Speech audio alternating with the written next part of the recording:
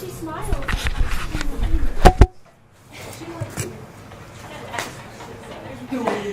Okay, I am going to have to shut down the lab at about 1 today to get things set up before I have to go to an afternoon meeting. Is there anyone who needs me to put one of these computers next door?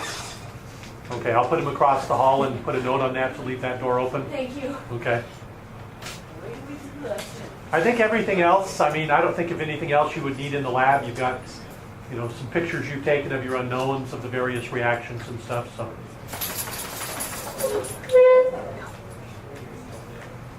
So any questions? Is the average higher on the second lab exam? I would have to go look and see. Okay. Remember what it was last time? I think we averaged like 82, 84. But I think there's like 80. I don't think it's any higher than that. Well, That's pretty high average. That's no. average.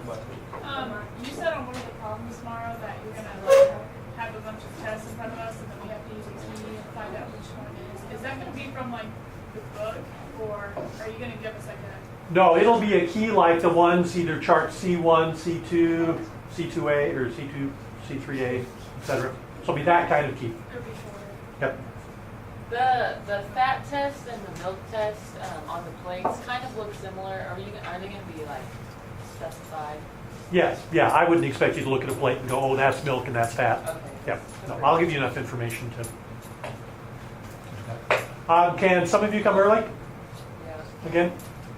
Kind of, if we use kind of the schedule we used last time, that worked out pretty well. Okay. All right, so we're going to spend much of the rest of the semester talking about the adaptive immune response, the third line of defense.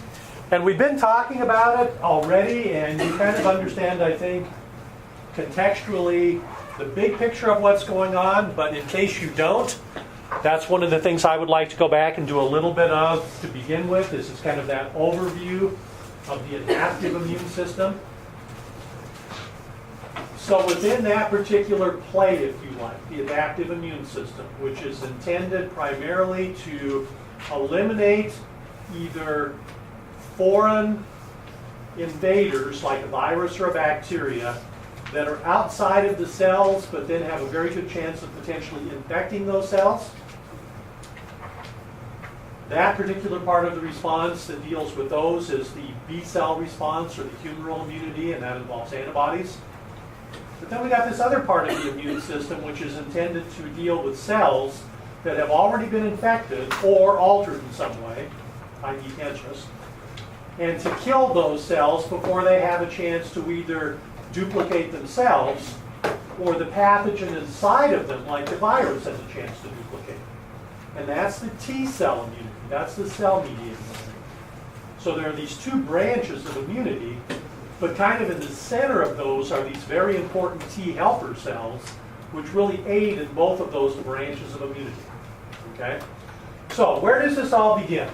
Well, the first thing that we've got to do is we've got to make some B and T lymphocytes.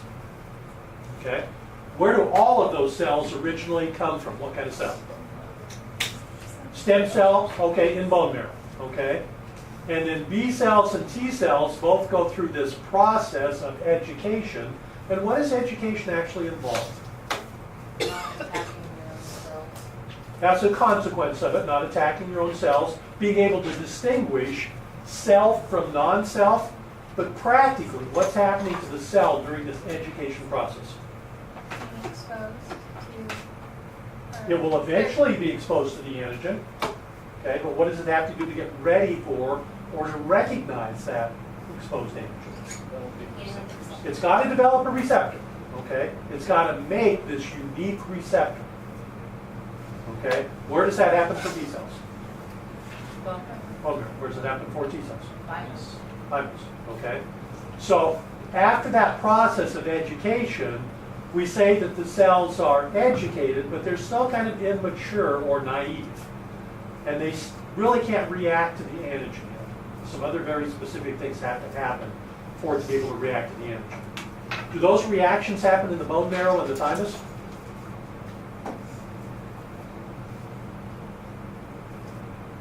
Is that where B cells and T cells really do their stuff, do their thing? Where do they do it? Yeah, in the lymphatic tissue, and that could be a node, it could be the mulch or the galt or the appendix or the tonsils or whatever, okay? And that's where they then are typically encountering their partner antigen. Now, one of the things we will talk about is during this process of education, something really interesting happens within the genome of those B and T cells as they're becoming educated. And I'm going to refer to that right now as gene shuffling, and then we'll come back and talk about what gene shuffling means and how it works. But here's the bottom line. Anybody have any idea how many potential foreign antigens there are out there in the world you could potentially be exposed to? A whole lot. I mean, billions. Okay? And if each lymphocyte reacts with a specific antigen, how many different types of lymphocytes do we have to have? Billions, okay? And that's for both B and Ts. So how do we get all of those? Because each lymphocyte has to have a unique receptor. What are receptors made out of? Proteins, okay? And proteins are encoded for by genes, right? Wouldn't that imply that there has to be this gargantuan number of genes to code for all those different receptors that are going to be on all those different cells? You would think so if you thought that the genome was entirely stable. But as it turns out, it's not. Some really interesting things are happening within the genome. And as it turns out, there's only a couple of hundred of genes that actually code for B cell receptors. How can a couple of hundred genes give you all of this diversity to code for billions of different receptors? So that's one issue that we'll have to talk about. Okay? So we've got these cells now, and they're sitting out there in the lymph nodes, kind of propping their feet up, waiting to encounter their antigen and finally go to work. What do we call the cells that actually do something, that are produced when these lymphocytes are activated?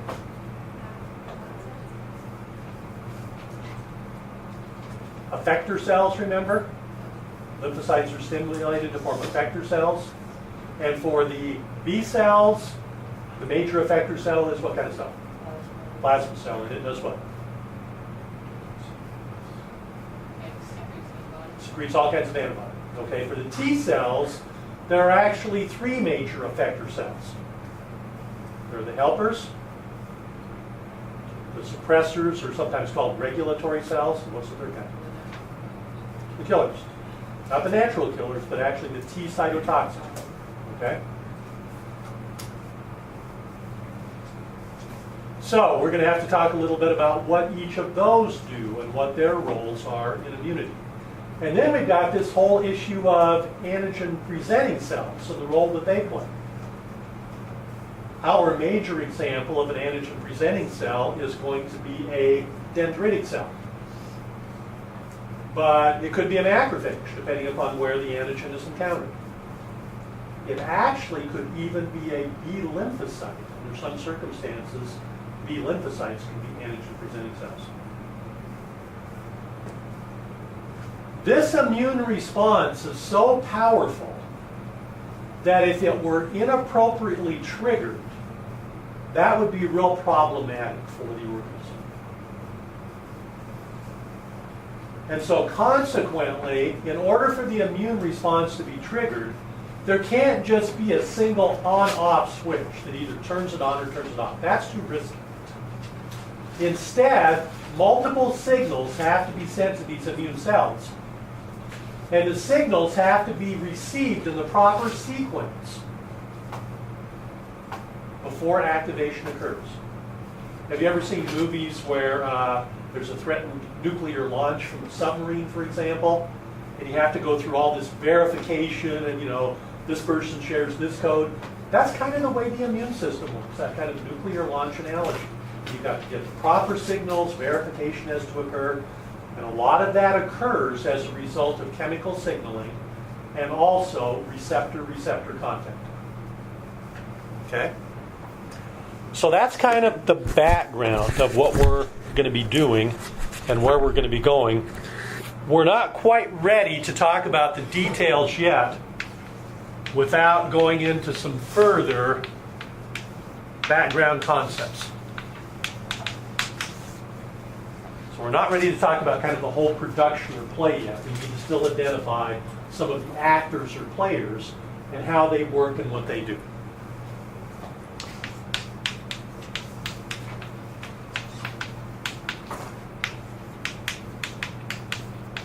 One of the things we're going to have to dig in a little bit to is some cell surface receptors.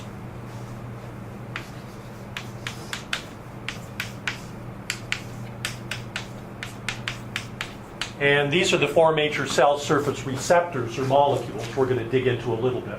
If you don't understand these, it's pretty hard to understand how that whole orchestrated immune response occurs. MHC, CD, BCR, and TCR. You probably haven't heard of any of these before, except these two. BCR stands for the B cell receptor, and TCR stands for the T cell receptor. So those are the ones that are built during that education process. Okay, what else do we have to know something about? Well, we're going to have to know something about some cytokines. I'm going to try to keep the list of cytokines that you're responsible for to an absolute minimum. But this idea that immune cells communicate with one another chemically is really important to understanding this orchestrated immune response. And we'll talk about a few specific cytokines, but we're not going to get into a whole exhaustive list of them. Okay, another concept that you have to understand is the concept of an antigen. Those molecules that stimulate antibody formation. The antibody generating molecules. And then finally, we also need to understand something about antibody. What are these molecules? What do they do? How are they produced? So once we dig into some of these particular things in a little bit more detail, then we'll be ready to come back and understand kind of the full interplay of all of these different cells and how they provide this highly effective and regulated immune response that more often than not protects you against disease. So let's start out with cell surface receptors.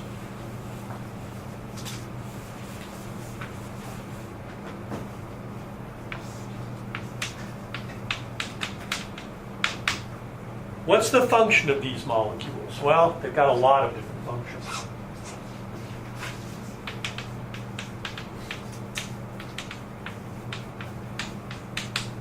The receptors are involved in discernment or distinguishing what is self. What belongs? Are these really your tissues? But also, they have to therefore be able to distinguish non-self. What doesn't belong? What represents a potential threat?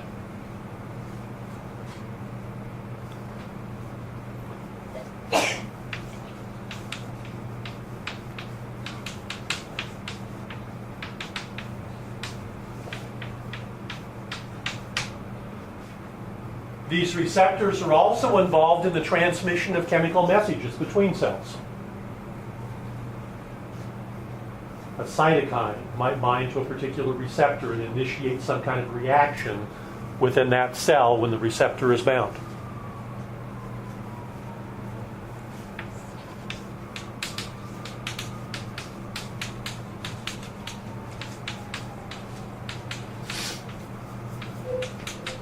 They help in the process of cellular development. When we've got those naive, unemployed, educated lymphocytes sitting in the nodes, for example, they're not going to complete their differentiation into effector and memory cells until there's some receptor binding. And that receptor binding then initiates this final developmental stage, the final maturation.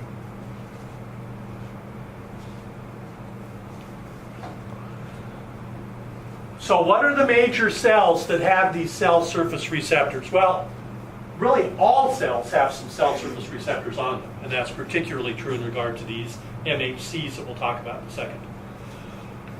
But the ones we're really going to concentrate on are the dendritic macrophages, those cousins, and then the lymphocytes. Because those are the cells that are really going to be interacting with one another during this coordinated immune response.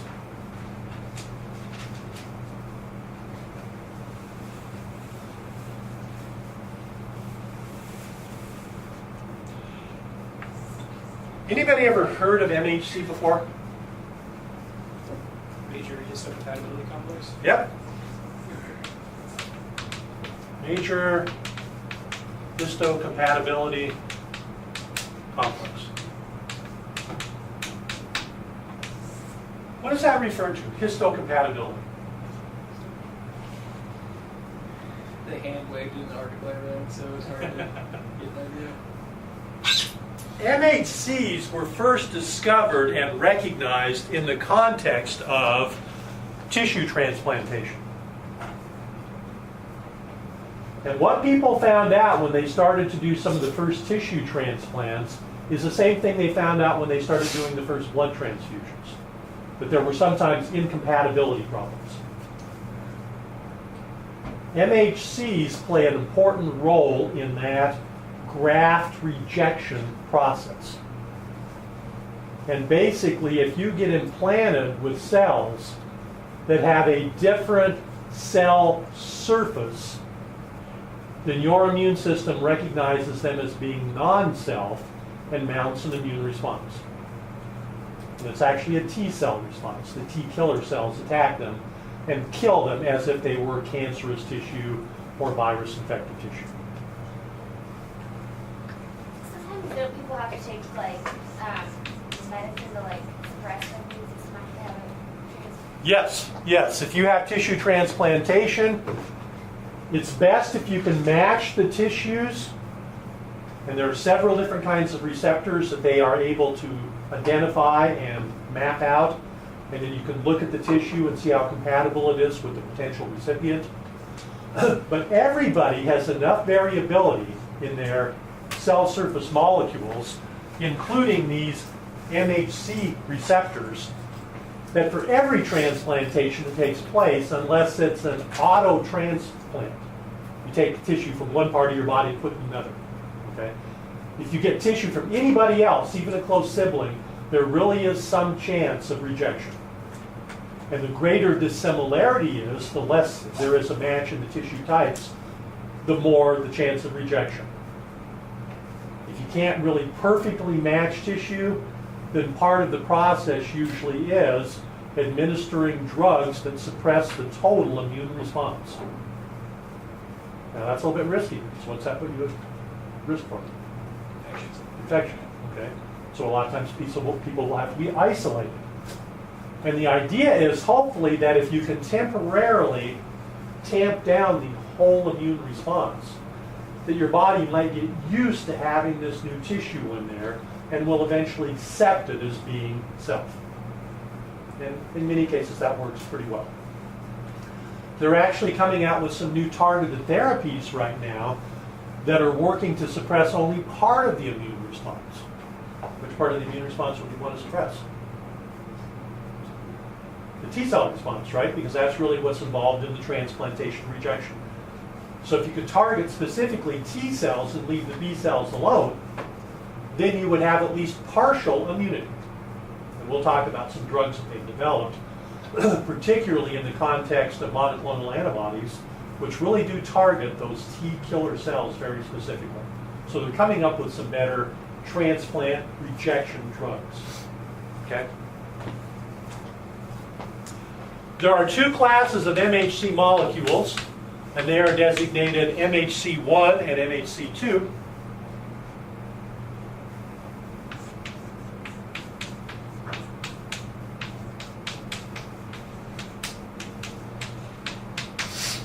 MHC1s are found on every cell of your body except for red blood cells. Remember, red blood cells are not nucleated.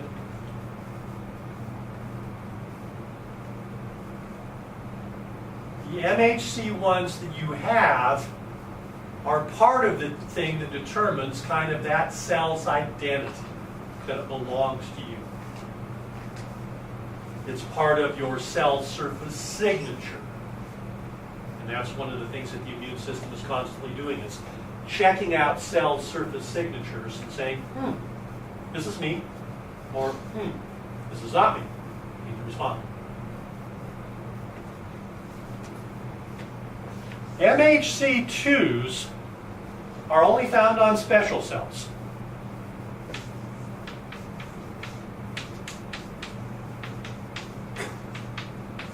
They are found on the surface of antigen-presenting cells, so the macrophages, the dendritic cells, and they're also found on the surface of lymphocytes. And MHC2s are going to allow some chemical communication to occur between these important cells.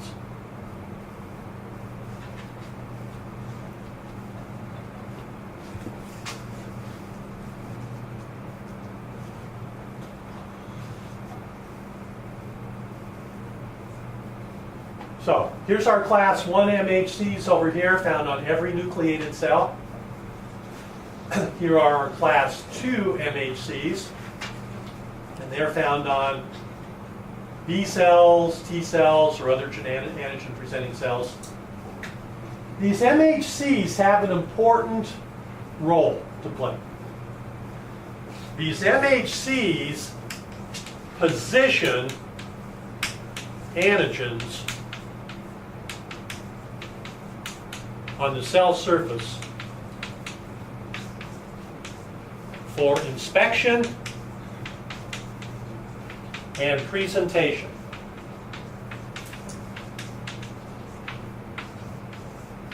By other cells.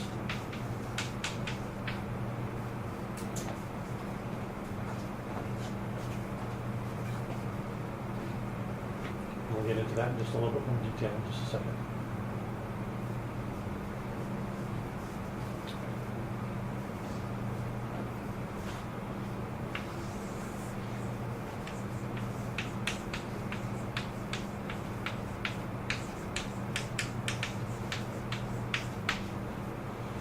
Class 1 MHCs are associated with what we call endogenous antigens.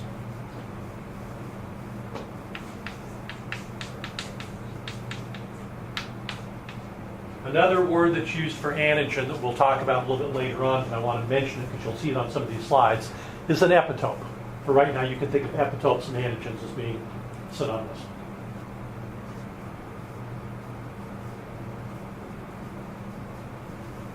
Proteins that are inside of a cell, including your proteins that you've made, and any protein that a pathogen has made, are constantly turning over and being catabolized. You familiar with that concept of turnover? Okay, so when a protein's made, it just doesn't live forever. Eventually, it will be broken down into its amino acids. And then those amino acids will be used to synthesize new proteins. That's the process of turnover. Okay? Well, during the catabolism process, some of those pieces of protein, or epitopes, are loaded onto your MHC1 receptors that are found actually initially in the membranes of the endoplasmic reticulum. So pieces of your broken down protein or pieces of broken down pathogen protein are loaded onto these receptors. Vesicles then form from the ER. They typically will fuse with the Golgi apparatus first, and then those Golgi vesicles go out to the cell membrane and fuse with the membrane. So now these MHC1 receptors are sitting there on the surface of the cell membrane, holding that antigen that they bound to.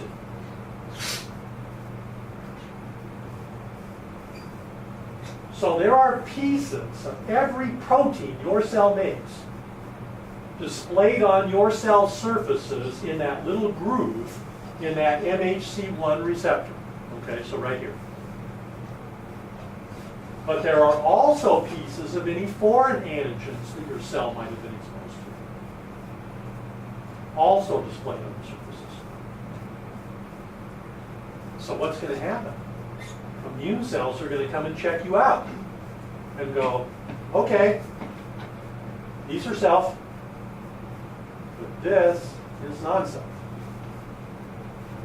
And that's very important in getting this whole process initiated.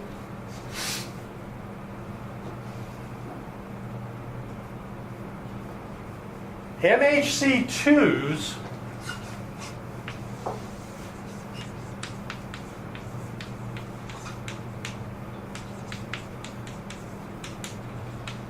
are associated with exogenous epitopes.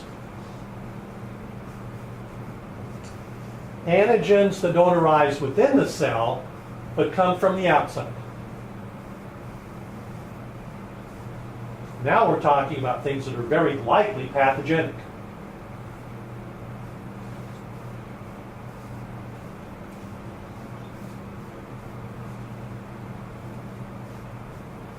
If you are an antigen-presenting cell,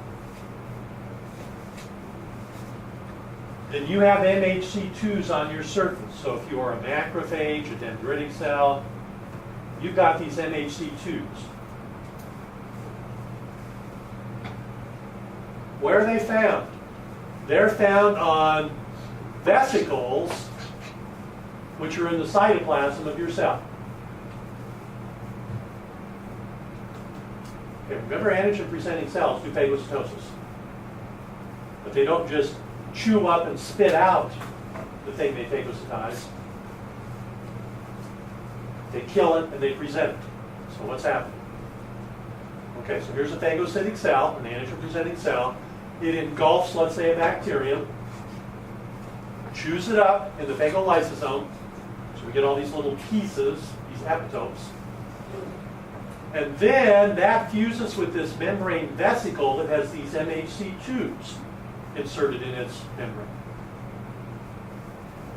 And those two vesicles join together. So now these epitopes settle into these grooves on these MHC2s. And now these vesicles move out to the membrane, fuse with the membrane, and now these are on the cell surface. So these are MHC2s with foreign antigen nestled into that little groove. You might have said this, but are the MHC2, are they like, they're specific, right? To the protein? Like, how specific are they? Nope. They're not. So are there like ions and stuff in that vesicle in case it needs to rearrange to bind to that protein? Antigen.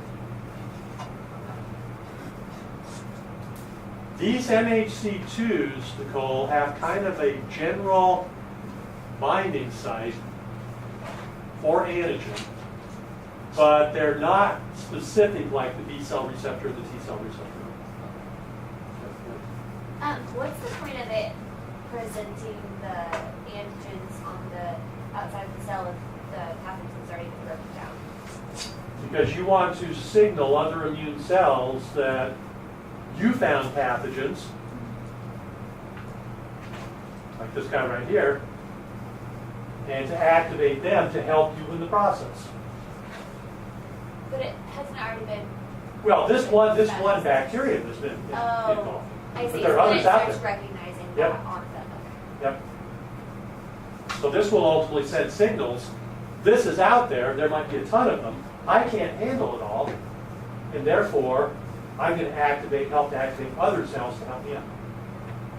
Then we talk about cross-reactivity just with the epitopes match, right? Yeah, we'll get to cross-reactivity in just in a little while when we talk about antigens and antibodies.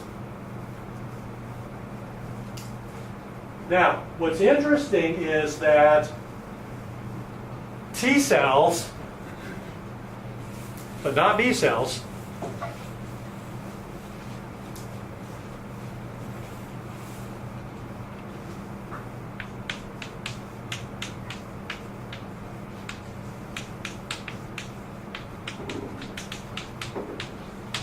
are MHC restricted.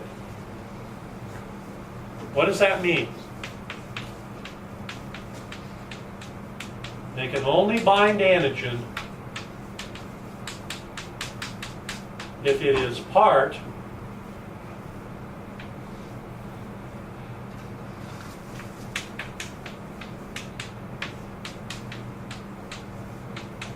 of an MHC1 or 2 complex. So these T cells will not see free antigen. It's got to be part of a cell surface, and furthermore, that antigen's got to be nestled into either an MHC1 or MHC2 receptor. Otherwise, it's invisible to the T cell. The T cell can't recognize it. It can't respond to it. The T cytotoxic cells are MHC1 restricted. So T cytotoxic cells can really respond to any cell in your body that has foreign antigen on its surface, because all cells have an MHC1 except red blood cells. Okay? So these T cytotoxic can kill any cell in your body. The T helper cells, however, and the B lymphocytes are class 2, just the T helper cells, are class 2 restricted. So they can only see the antigen if it is part of a class 2 MHC. Well, remember what has class 2 MHCs? Antigen presenting cells. So they can only see the antigen if it's shown to them or presented to them by a macrophage or a dendritic cell. Okay? Are you using like T killer and T? Yeah, T killer and T cytotoxic do the same thing. Yep, sorry about that. So once they recognize it on these like the class 2 MHCs, they then recognize it on the pathogen itself? Maybe. Well, they recognize it if they bind to it with an MHC too. But is that enough of a stimulus to stimulate it into action? And the answer is usually no. There's some additional signals that have to happen before that T helper cell can actually respond. So typically when we talk about activating cells, we talk about signals needed to get the job done. And this binding of a MHC antigen complex to a cell oftentimes is one of the signals. But many times there's a chemical signal that's involved as well before the process really does kick in. So you got to push 2 buttons at least, not just 1 button to get a response.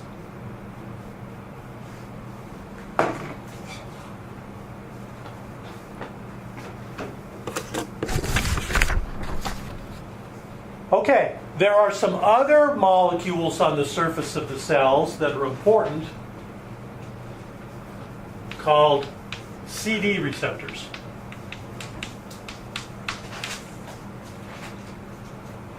And I'm just going to show you some typical cells and what some of these CD receptors that they have. I'm not going to ask you to memorize a whole bunch of these, but there's 2 that I think that you should know and that should be able to associate with particular cells. So, here's a B cell. What does it have as receptors on its cell surface? Well, it's got a B cell receptor that's built, and then it's got this thing called CD4. We'll see this later on. That kind of is one of the ways you characterize a B cell, is the presence of that CD4.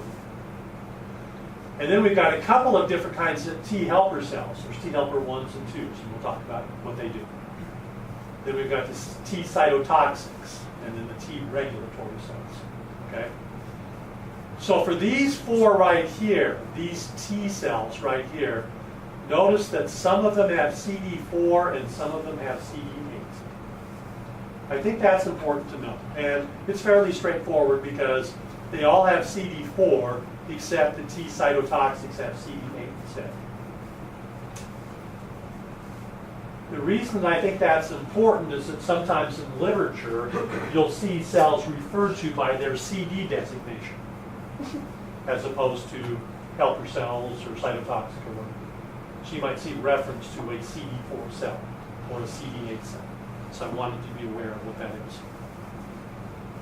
Now typically these cells, when they're activated, ultimately will end up secreting something. So B cells secrete antibodies, and then helper cells secrete some cytokines. We'll talk about a couple of those, interleukin 2, interleukin 4. Cytotoxic cells kill some, produce some things that kill other cells. I mentioned the perforin and granzymes. And then regulatory cells produce some different cytokines. We're not going to talk about those so much. So there's relatively few cytokines that we're going to talk about. So CD receptors are another important part of a cell.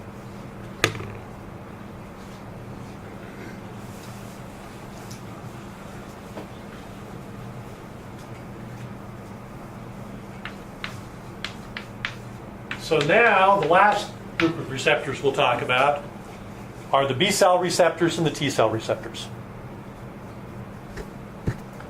What I'm going to do is I'm going to talk about B cell receptors first. There's some things we'll go into a fair amount of detail about. And then we'll come back and we'll kind of contrast T cell receptors and say, well, they're pretty much like B cell receptors with these differences. So our kind of model of receptor is going to be the B cell receptor.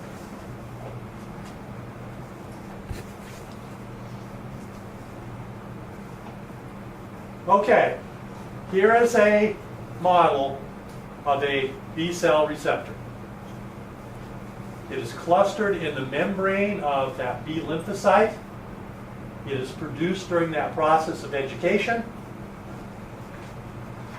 And this part right here in the center, this, and this, is kind of the functional part of the B cell receptor.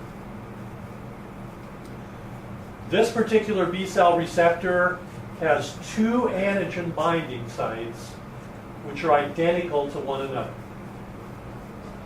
So this will bind a molecule of antigen, this will bind the same molecule of antigen. Every B cell receptor has been designed to bind a different antigen molecule or a different epitope. So again, these B cells during their education are going to have to build billions of different types of receptors to cover all the possible antigens that your body could be exposed to over your lifetime. They estimate that there are probably over 10 to the 23rd power. That's 100. It's like 100 billion trillion. I've got it someplace. It's a whole lot. That's 10 times more stars than there are in the universe, they estimate. It's a lot of different receptors. And remember, every cell type only has one.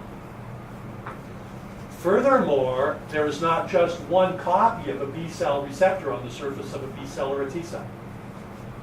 Average B and T cells have about 50,000 per cell. So the cell's really jammed up with these receptors. And then you've got all the CD receptors, you've got all the MHC2s. That outer surface of the cell is just loaded with receptors.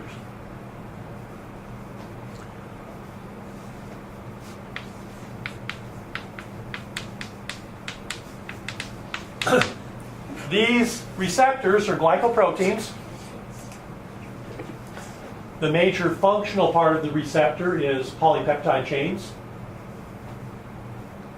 But there are carbohydrates associated with the polypeptide chains as well.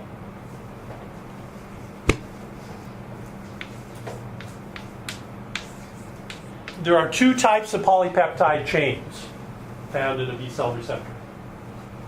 There are the longer, heavy chains, shown in green right here, and there are the smaller, light chains.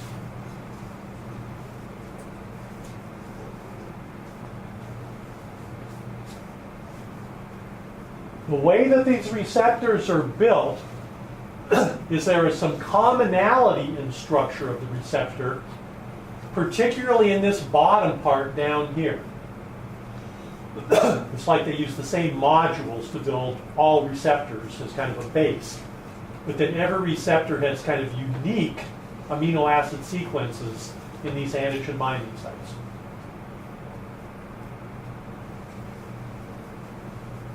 The number of molecules that a receptor can bind is referred to as its valence. So this particular receptor has a valence of 2. It can bind 2 identical antigen molecules.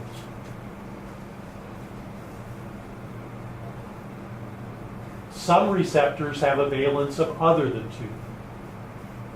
2. 2 is the most common, but you can have other combinations. But it has to be the same molecule. Yep, that's the same molecule. Yep.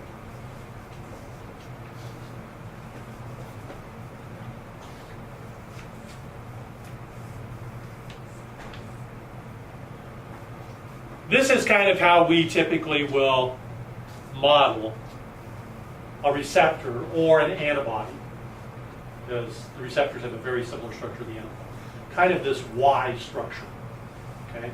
So my hands are the antigen binding site, and then this little stem down here is typically where that is anchored into the cell membrane.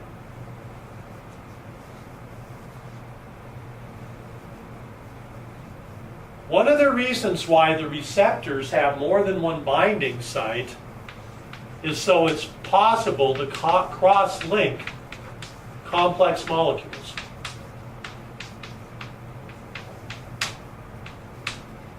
So if I've got this molecule that's got several repeating epitopes on it, little pieces that the receptors can recognize, then this molecule can be bound by multiple receptors.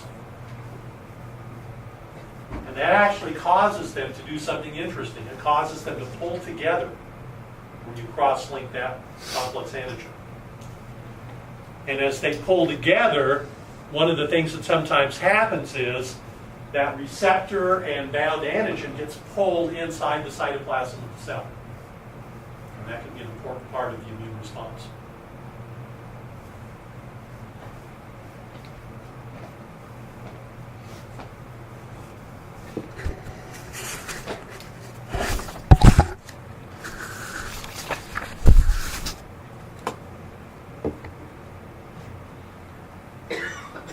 So,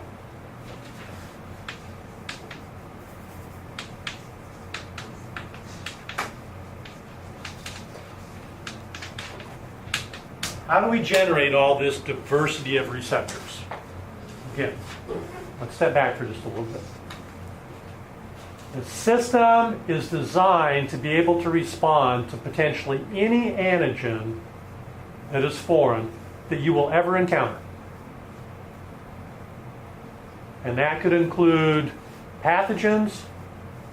It can also include man-made substances that are potentially harmful. If we take a brand new novel molecule that we've created in the lab and inject that into a mouse, for example, it will elicit an immune response and antibody production against that antigen. There is already sitting in there, in that mouse, a lymphocyte that can recognize that antigen that has not existed before. It's pretty amazing. They are able, by random chance, to basically produce all possible combinations of receptors. Okay, so how do they do that? Well, they do it by this process of gene shuffling.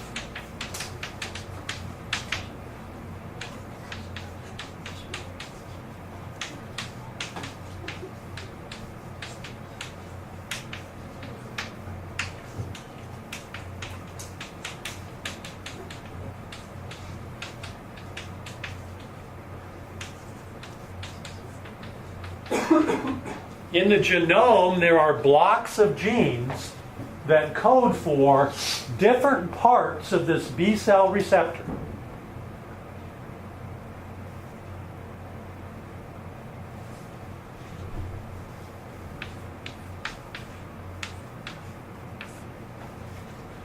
There are 3 major gene blocks. those that code for heavy chain variable regions, those that code for light chain variable regions, and those that code for constant regions. Let's go back to the B cell receptor for a second and see where these kind of fit in. Remember that I said over here down at the bottom of this Y, there is kind of a similar architecture or structure for all those receptors? That is the constant region of the receptor. These regions up here of the heavy chain and the light chain that are involved in antibody or antigen binding, those are the variable regions, okay? We've got to have a different sequence of amino acids for each different receptor. So this would be the light chain variable region, and this would be the heavy chain variable region, okay? So there are blocks of genes that code for this part in yellow. There are blocks of genes that code for this part in green, and there are blocks of genes that code for this part in green. Now remember, this half is just a mirror image of the other half. This half is identical to this. Okay?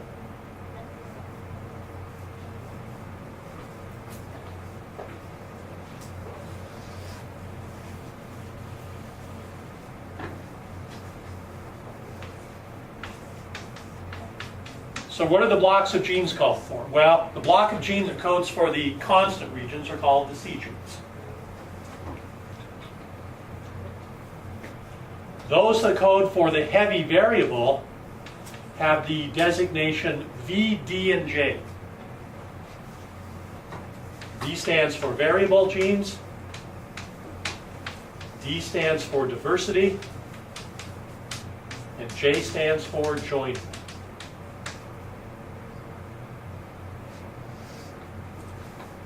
The blocks of genes that code for the light variable are the V and the J. There's no D block that codes for those light chains.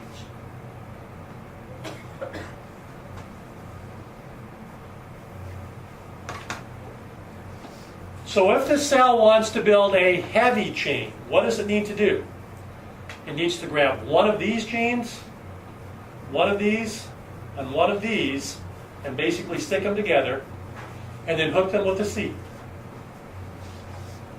And then they will be transcribed into a polypeptide chain. To make the light, they need to take one of these and one of these. Okay. Do all of them have to have light chains and heavy chains? Yep. To be a receptor, you've got to have a light and a heavy chain. And I've made this a little bit simple for you. Actually, there are two types of light chains. There's a kappa and a lambda, but I'm not going to get into that, which adds more possible combinations. So, within this block, there are about 200 genes that code for either this, or this, or this, or this, or this, or this. They're like decks, cards in the deck. So what does the cell do? It shuffles that deck and deals out these different hands. Here's a B, here's a D, here's a J, here's a C. And that combination represents one receptor. He shuffles, deals out another hand. So where we'll pick up next time on Thursday is this will kind of give you a sense of where some of the different combinations are coming from. Okay? If you've got this number of D regions, this number of D, this number of J's, okay? How many different combinations could you have by shuffling those genes and dealing out new receptors?